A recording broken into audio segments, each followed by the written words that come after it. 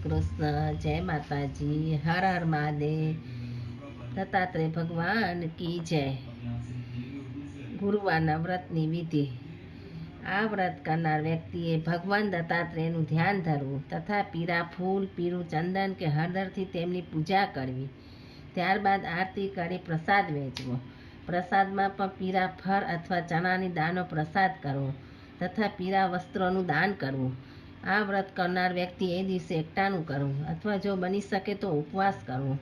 આ વ્રત પુરુષ અને સ્ત્રીઓ બંનેથી થઈ શકે છે, પરંતુ પુરુષોએ ગુરુવારના દિવસે હજામત કરાવવી નહીં। વ્રત કરનાર દરેક વ્યક્તિએ ભગવાન દત્તાત્રેયની કથા વાર્તા સાંભળવી અને બાકીના સમય ભજન કીર્તન કરવું। આ વ્રત કરવાથી ભગવાન દત્તાત્રેય પ્રસન્ન થાય છે અને આપણી સગરી મનોકામના પરિપૂર્ણ થાય છે। આ હતી ગુરુવારના વ્રતની વિધિ। હવે આપણે ગુરુવારના વ્રતની કથા વાર્તા સાંભળશું। જય દત્તાત્રેય ભગવાન કી જય। ગુરુવારની કથા। એક નગરીમાં સુખી અને સમૃદ્ધ એવો એક વણિક વેપારી રહેતો હતો। તેને ત્યાં અઢળક સંપત્તિ હતી, પણ ખાનાર કોઈ ન હતું, અર્થાત તેને ત્યાં શેર માટીની ખોટ હતી। નગરમાં તેની બોલબાલા હતી, જાવજલાલી હતી। શેઠ વનેચંદના નામથી હુંડીઓ પરદેશમાં પણ સ્વીકારાતી હતી। તે વેપારના કામમાં એટલા ઘરાદૂબ રહેતા હતા કે તેમને પ્રભુનું સ્મરણ કરવાનો પણ સમય રહેતો ન હતો। શેઠાણી પણ પોતાના રાચ રચીલા અને વૈભવમાં રચીપચી રહેતી હતી।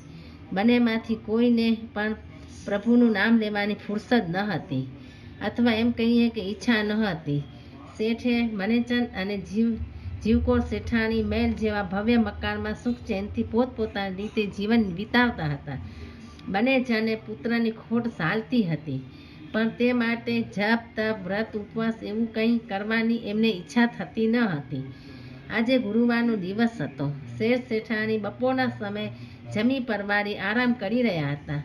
એટલામાં તેમના આંગણે એક સાધુ મહારાજ આવ્યા અને અલાખ નિરંજન આહલે જગાવી ચીપિયો ખખડાવતા ઊભા રહ્યા। પોતાના આંગણે કોઈ સાધુ આવ્યો છે એ જાણી શેઠ તિરસ્કારથી પરખું ફેરવી દીધું।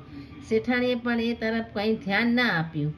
સાધુએ ફરીવાર અહલક જમાવી, પરંતુ શેઠાણીએ ઊભા થવાની જરાય તસ્દી ન લીધી, બલકે પલંગમાં પડ્યા સાધુને સંભળાવી દીધું, મહારાજ જોતા નથી, અત્યારે અમે આરામમાં છીએ, જાઓ અત્યારે, તમને ભિક્ષા આપવા કોઈ નવરું નથી।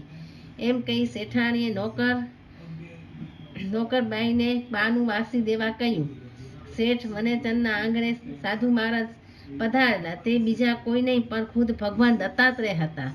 તેઓ શેઠ શેઠાણી પર નારાજ થઈ ભિક્ષા લીધા વિના ત્યાંથી પાછા ફર્યા। બસ એ જ દિવસથી શેઠ વનેચંદના વળતા પાણી થવા લાગ્યા।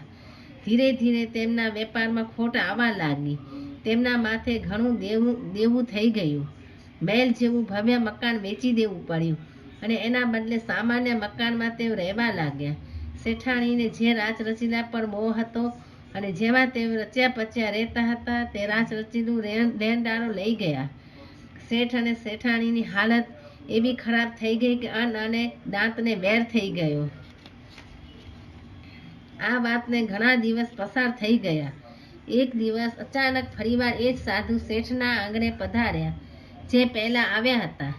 તેમણે અલખ નિરંજનની આહલેખ જગાવી। શેઠાણીને આ અવાજ કંઈક પરિચિત લાગ્યો, છતાં તેમણે તે અવાજને ઓળખવાની કોશિશ ન કરી અને ઉપરથી બબડવા લાગ્યા, મહારાજ, જ્યારે મારા ઘરમાં અન્નના ભંડાર ભરેલા હતા ત્યારે તમે નહોતા આવ્યા, અને આજે હવે જ્યારે ઘરમાં અન્નનો એક દાણો પણ નથી ત્યારે તમે હેંડ્યા આવ્યા।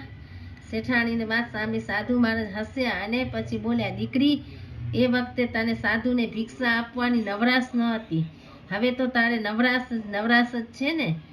સાધુના મર્મ વચન સાંભળી શેઠાણીને પહેલાની વાત યાદ આવી ગઈ અને શરમથી તેનું માથું ઝૂકી ગયું। તેની આંખોમાં આંસુ આવી ગયા।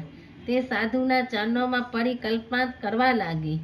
ત્યારબાદ તે ઘરમાં જઈ ચણાની દાળ થોડી પડી હતી તે લાવીને સાધુને ભિક્ષામાં આપી દીધી। સાધુ વેશે પધારેલા ભગવાન દત્તાત્રેયને શેઠાણી પર દયા આવી। આથી તેમણે આશીર્વાદ આપતા કહ્યું, દીકરી, જા, આજથી તું ગુરુવારનું વ્રત કરજે અને ઉપવાસ કરજે, તારી બધી મનોકામના પૂર્ણ થશે, તારા પતિનું ગયેલું ધન સુખ સમૃદ્ધિ ફરી પાછી આવશે અને હા, તારા ઘરે પાનું પણ બંધાશે, પણ જોજે તું ફરી આવી ભૂલ ન કરતી. આંગણે આવેલા મારા જેવા સાધુ સંતોને જરૂર ભિક્ષા આપજે. હું તારા પર પ્રસન્ન થયો છું. આમ શેઠાણીને આશીર્વાદ આપી સાધુ ત્યાંથી ચાલ્યા ગયા. ત્યારબાદ શેઠાણીએ સાધુના આશીર્વાદની વાત શેઠને કહી સંભળાવી. શેઠ પણ હવે ધર્મપરાયણ જીવન જીવવા લાગ્યા હતા, તેથી તેમણે પણ ગુરુવારનું વ્રત કરવાનું નક્કી કર્યું. શેઠ શેઠાણી બંને જણ ગુરુવારનું વ્રત આદરી બેઠા. એ દિવસે ભગવાન દત્તાત્રેયની પૂજા કરી ઉપવાસ કરવા લાગ્યા. આ રીતે 1, 2 અને 3 ગુરુવાર કર્યા. ત્યાં જ તેમના લેણદારો શેઠની પાસે આવીને લેણાની રકમ આપી ગયા. એ રકમમાંથી તેમણે નવેસરથી વેપાર ધંધો શરૂ કર્યો. ભગવાન દત્તાત્રેયની કૃપાથી થોડા વખતમાં શેઠની સુખ સાહેબી પહેલાં જેવી થઈ ગઈ. તેમનું ભવ્ય મકાન પણ પાછું વેચાતું લઈ લીધું. ત્યારબાદ થોડા વખત પછી શેઠાણીને દેવ જેવો દીકરો જન્મ્યો. આથી શેઠ શેઠાણીને આનંદનો પાર ન રહ્યો. તેમણે ધામધૂમથી ગુરુવારનું વ્રત ઉજવ્યું. સાધુ સંતોને તથા ગરીબ ગરબાને પોતાના આંગણે બોલાવી જમાડ્યા. તેમને પીળા વસ્ત્રોના દાન દીધા, પીળા રંગના ફળો આપ્યા તથા પીળા અનાજનું ભોજન કરાવ્યું. આમ શેઠ શેઠાણી ફરી સુખ સંપત્તિ અને સંતતિવાળા બન્યા. પ્રભુ દત્તાત્રેય પર અખૂટ શ્રદ્ધાના ફળરૂપે તેમણે નગરમાં દત્તાત્રેયનું ભવ્ય મંદિર બંધાવ્યું.